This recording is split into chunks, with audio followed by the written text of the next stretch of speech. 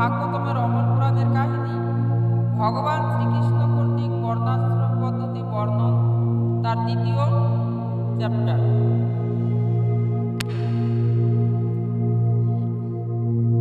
প্রত্যেক জন্মের পরিস্থিতি অনুসারে উৎকৃষ্ট এবং নিষ্কৃষ্ট স্বভাব প্রকাশিত হয়, আর সেই অনুসারে মনুষ্য সমাজের বর্ণ এবং আশ্রম প্রকাশিত হয়েছে।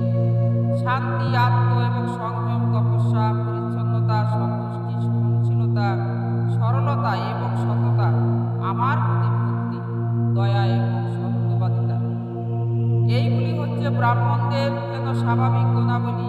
তেজ, দৈহিক শক্তি, ধীরনিষ্ঠা, বীরত্ব, সহিষ্ণুতা এবং উদারতাপূর্ণ উদ্ধাম, ধৈর্য, ব্রাহ্মণদের প্রতি ভক্তি এবং নেতৃত্ব, এগুলি হচ্ছে যেন ক্ষত্রিয়দের স্বাভাবিক গুণাবলী। বৈদিক সংস্কৃতির প্রতি বিশ্বাস, দান পরায়ণতা, দম্ভ শূন্যতা, ব্রাহ্মণ সেবা এবং অধিক ধন সংগ্রহণের বাসনা, এইগুলি হচ্ছে যেন বৈশ্যদের স্বাভাবিক গুণাবলী। ব্রাহ্মণ, গাভী, দেবতা এবং অন্যান্য পূজ্য ব্যক্তিদের প্রতি যেন অকৃত্রিম সেবা এবং এই সমস্ত সেবার দ্বারা যা কিছু অর্থ লাভ হয় তাকে যেন পূর্ণ সন্তুষ্টি হচ্ছে শূদ্রদের স্বাভাবিক গুণাবলী।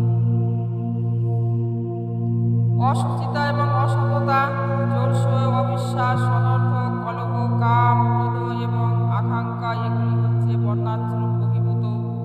অনন্তজ্যের জন্য যেন স্বাভাবিক অহিংস এবং সত্যবাদিতা, সততা, সুখের সন্নতা এবং সকলের কল্যাণ, কাম, ক্রোধ এবং পরিচ্ছন্নতা, এই সমস্ত গুণাবলী সমাজের সমস্ত সদস্যদের থাকা উচিত। ব্রাহ্মণদের যেন শুদ্ধিকরণ সংস্কারের পর্যায়ক্রমে গায়ত্রী দীক্ষার যেন মাধ্যমে দ্বিজন্ত লাভ করে শ্রী গুরুদেবের দ্বারা আহত হয়ে সে তার যেন আশ্রমে অবস্থান করে মন এবং আত্মসংযম করে যত্ন সহকারে যেন বৈদিক শাস্ত্র চর্চা করে ব্রহ্মচারী এবং নিয়মিতভাবে যেন মৃগচর্মের বসন এবং কুশ ঘাসের যেন কোমরবদ্ধ পরিধান করবে।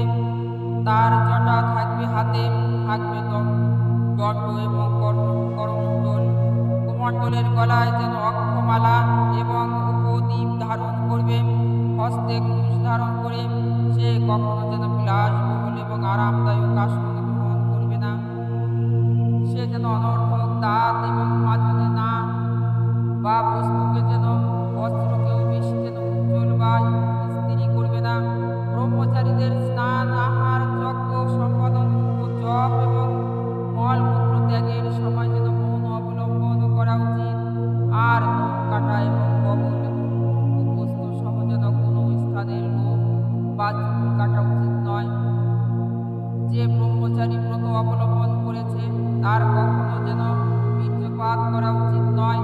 যদি হঠাৎ আপনা থেকে বীর্যপাত হয়ে যায় তবে তার তৎক্ষণাৎ জলে স্নান করে যেন প্রাণায়ামের মাধ্যমে শ্বাস নিয়ন্ত্রণ এবং গায়ত্রী মন্ত্র জপ করা উচিত। শুদ্ধ এবং নিবিষ্কৃত চিত্তে যেন ব্রহ্মচারী, অগ্নি, সূর্য, আচার্য, গাভী, ব্রাহ্মণ, গুরু এবং বয়স্ক শ্রদ্ধেয় ব্যক্তি এবং দেবতাদের পূজা করা উচিত। সূর্যোদয় এবং সূর্যাস্তের যেন উচ্চারণ না করে মৌনভাবে বা মৃদু স্বরে যেন যথাযথ মন্ত্র জপ করা উচিত। আচার্যকে আমার থেকে যেন অভিন্ন বলে মনে করা উচিত এবং কখনো কোনোভাবে তাকে যেন অশ্রদ্ধা করা উচিত নয়। তাকে একজন যেন সাধারণ মানুষ বলেই মনে করে তার করে না। তাকে একজন যেন সাধারণ মানুষ বলে মনে করে তার প্রতি যেন ঈর্ষায়িত হওয়া উচিত নয়, কেননা সে সমস্ত দেবতার যেন প্রতিনিধি স্বরূপ। সকালে ও সন্ধ্যায় যেন খাদ্যদ্রব্য এবং অন্য যা কিছু ভিক্ষা করে এনে তার উচিত তার গুরুদেবের নিকট অর্পণ করা। তারপর যেন আত্মসংযম হয়ে যেন আচার্যদের নিকট থেকে নিজের যেন অনুমোদিত দ্রব্যই যেন গ্রহণ করা উচিত। গুরুদেবের সেবার সময় যেন আমাদের বিনীত সেবক রূপে থাকা উচিত। গুরুদেব যখন গমন করেন শিষ্যর উচিত যেন বিনীতভাবে তার অনুগমন করা। গুরুদেব যখন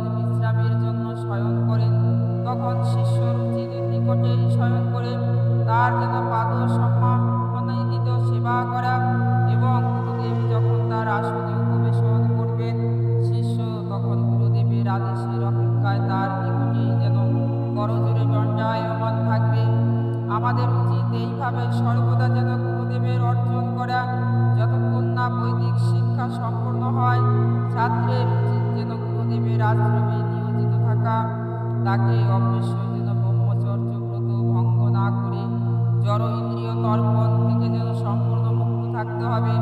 কোনো ব্রহ্মচারী যদি মহরলোক বা ব্রহ্মলোক উপনীত হতে চায়, তবে তাকে তার সমস্ত কার্যকলাপ গুরুদেবের নিকট অর্পণ করে যেন সম্পূর্ণরূপে তার শরণাগত হতে হবে। তাকে যেন অখণ্ড ব্রহ্মচর্য ব্রত ধারণ করে উন্নতর বৈদিক শিক্ষা অনুশীলন করে যেন ব্রতী হতে হবে। এইভাবে বৈদিক জ্ঞানে যেন উচ্ছ্বাসিত হয়ে যেন গুরুদেবের সেবা করবার মাধ্যমে সমস্ত প্রকার পাপ এবং দম্ভ যেন মুক্ত হয়ে থাকে। তাকে যেন